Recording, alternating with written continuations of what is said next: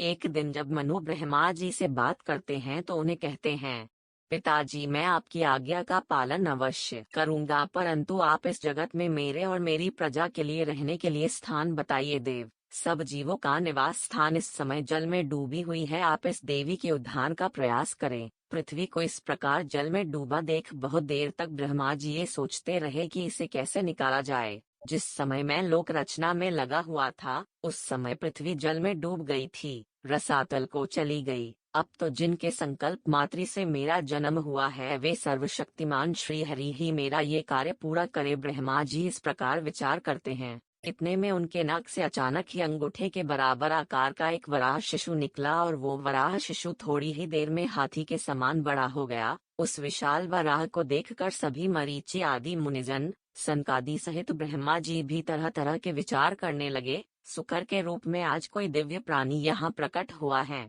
अभी अभी तो ये छोटा सा था और अभी एक विशाल पर्वत के समान हो गया है। अवश्य ही यज्ञ मूर्ति भगवान श्री हरि हमारे मन को मोहित कर रहे हैं। ब्रह्मा जी और उनके पुत्र सोच ही रहे थे। भगवान यज्ञ पुरुष गर्जने लगे। वराह रूप में भगवान की घुरघुराहट को सुनकर जनलोक, तपलोक और सत्यलोक निवासी मुनि वेदों के परम पवित्र मंत्रों से उनकी स्तुति करने लगे। उनकी स्तुति से भगवान बहुत प्रसन्न हुए और एक बार फिर गरजते हुए देवताओं के हित के लिए गजराज की सी लीला करते हुए जल में चले गए। पहले वे शुक्र रूपी भगवान पुछ उठाकर बड़े वेग से आकाश में उछाले और अपनी गर्दन के बालों को फटकार अपने खुरों के आघात से बदलों को हटाने लगे। उनका शरीर बड़ा कठोर था, त्वचा पे कठोर बाल व सफेद दाढ़ी थी और नेत्रों से तेज निकल रहा था। भगवान यज्ञ पुरुष है फिर भी शुक्र रूप होने के कारण अपनी नाक से सूंघकर पृथ्वी का पता लगा रहे। जब भगवान अपने तीर के समान खुरों से जल को चीरते हुए वो अपार जल राशि के उस पार पहुंचे तब वहां रसातल में उन्होंने पृथ्वी को देखा।